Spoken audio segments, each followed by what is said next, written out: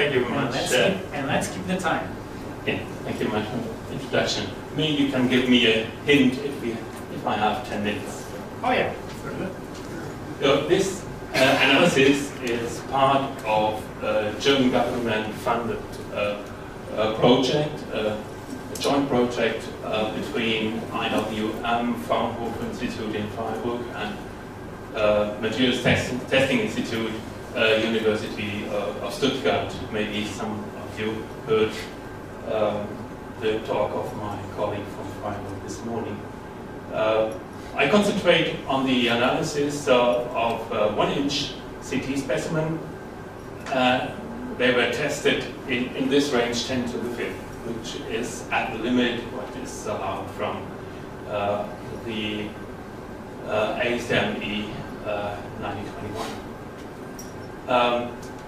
Short outline after introduction, I will show you some things about the testing device and our measurement technique, and then I go in details of the evaluation according to ASTM-E 9021 and possible modifications for this evaluation at elevated loading rates.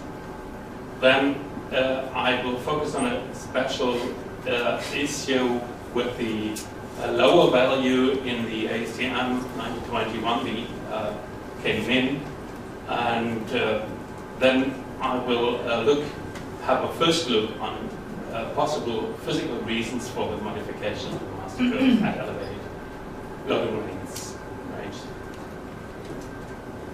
So, as I told you, this is a part of a larger project testing these 1-inch compact tension specimens. They are extracted from a real reactor pressure vessel, which was never in use. And we had some previous projects investigating this material, and we took it from a part where we have good homogeneity, so we can compare all these tests. In previous investigation on quasi-static behavior in the brittle transition range, there was determined T0 from -68 degrees Celsius. The RTNDT of this material is -20 degrees. And we had in the previous project we did some fracture arrest test according to 1221 with a large specimen with a thickness of 50 millimeter, and we found different TK1A of 11 degrees Celsius, and one aim was to compare this value with the dynamic transition value. It's known that if you go to higher loading rate, you have an embrittlement of the material, a shift of the transition curve to the right side of the temperature, and we look just in this narrow range from 10 to the 5th to 10 to the 6th. In previous project, we did some first tests at -20 degrees Celsius, and now we extended this to 0 degree and 20 degrees Celsius. The practice to have good homogeneity was in a narrow range of 2/3 and 3/4 of wall thickness, and we tested in total 63 1-inch specimens. This is our testing device. We have a Schenck instrument machine with 2 large accumulators and 2 large 3-stage servo valves, and we can have 20 meters per second at about 100 kilonewton maximum load. There is a special slack adapter to have a constant displacement rate during the test. So we first have to accelerate the piston, and then we have contact to the specimen. And we have to accelerate the specimen in a very, very short time at these loading rates. And we have a temperature chamber, which can be used from -100 degrees Celsius to 300 degrees Celsius, and this has a good window, and so we can use optical measurement for COD. This is the instrumentation of our compact specimen, which we use for a long time now. It's validated that we have a good force measurement with strain gauges at the top and the bottom of the specimen, and we calibrate these signals to force. This is shown here on this side. You can see a little bit difference between the measurement on the fixed side and on the moving side from inertia, but if you take the average, it's a good force signal, and we made some finite element calculation that this is useful. And in addition, we have strain gauges at crack tip for detecting the cleavage time. This is more accurate as using only the maximum of the force. And if we have this measurement technique, we can do the evaluation just the same as in quasi-static, ACME 1820 or similar. So this is an overview of all the 63 tests we did. We we used two different loading rates in this range. One is 2 10 to the 5th, and the other is 7 10 to the 5th. At the moment, in the annex of ACME 1921, the influence of the loading rate is only logarithmic. So the order of magnitude is only called. So we have, they want to have a T0, 5, which means 10 to the 5th.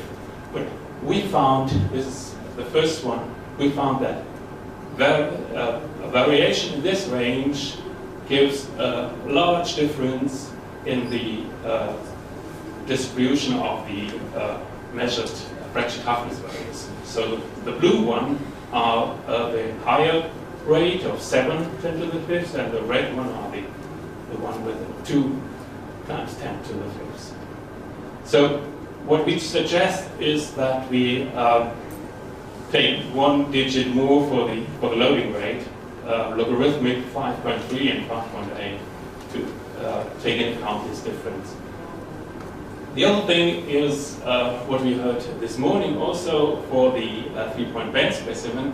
We found if we take the shape of the master curve as it's now, there is a large deviation of our data from the assumed distribution.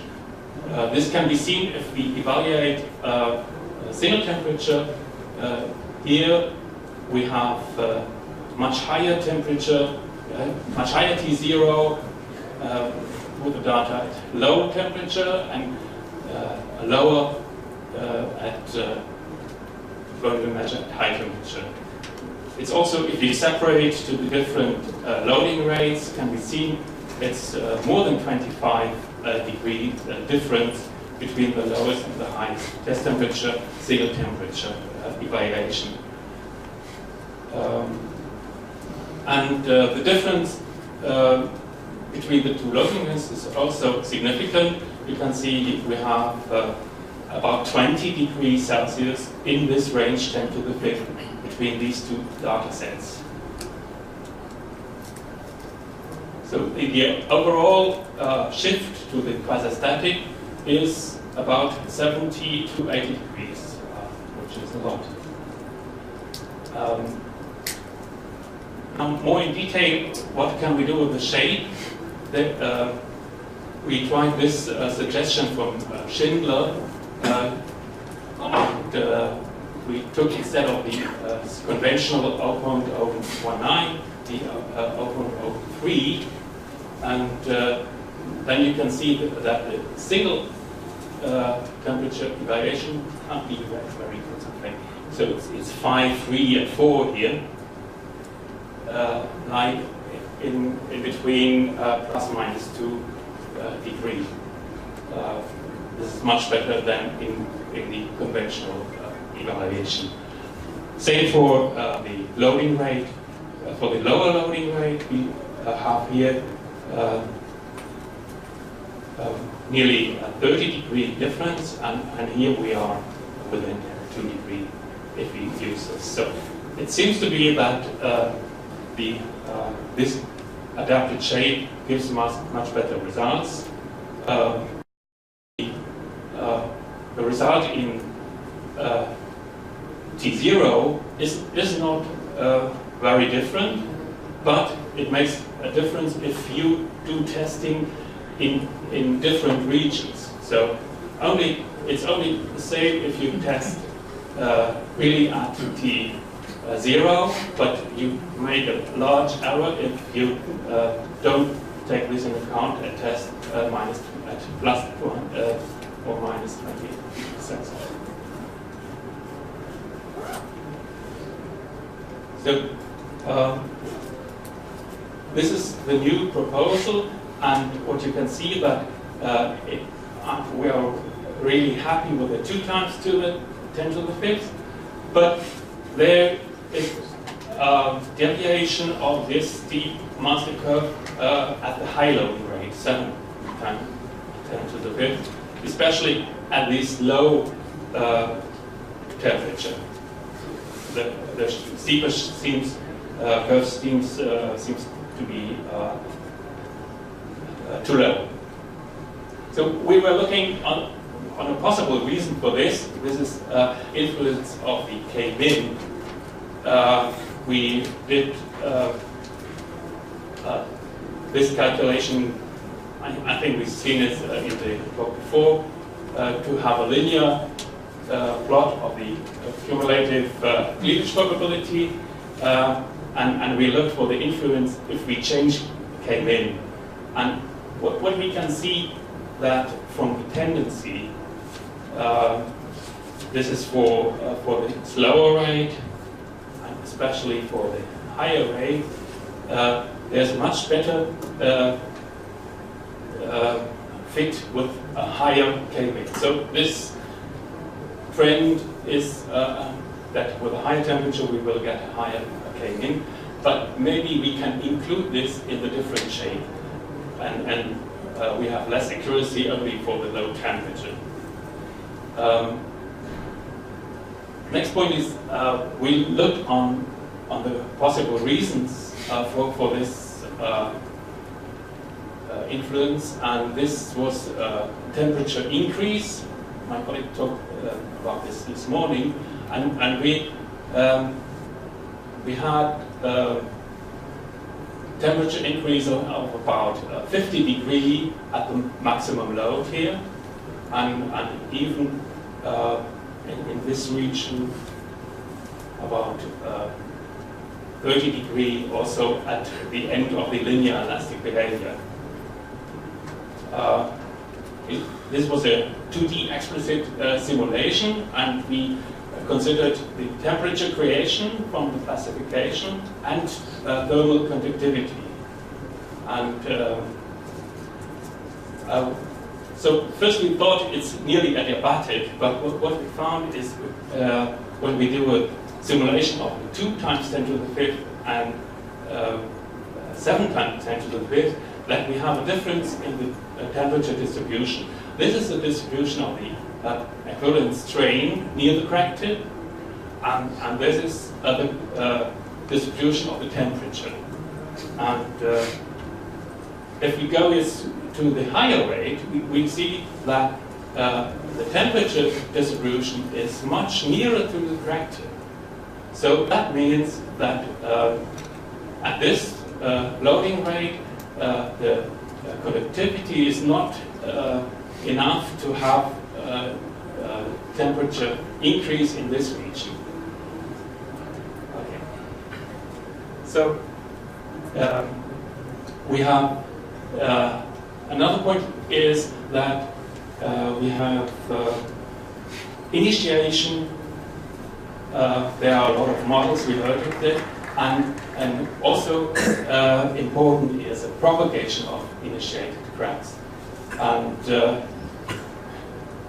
at lower temperatures, as quasi-static, for instance, there is the T0 much lower than the arrest temperature. At higher temperatures, as we have in this high loading rate test, the probability of arrest is much higher.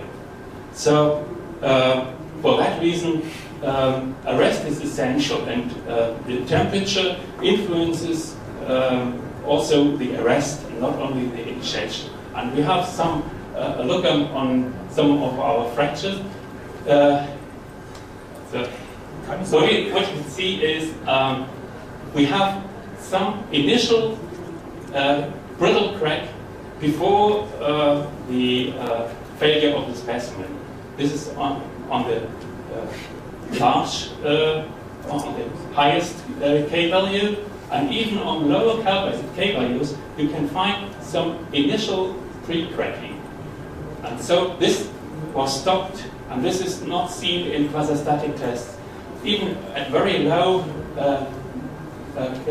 K values, we have this arrest value. So this is what we want to look in more detail, how we can take into account this arrest behavior in evaluation of the master curve, and using not only the Weibull distribution, but also the distribution which is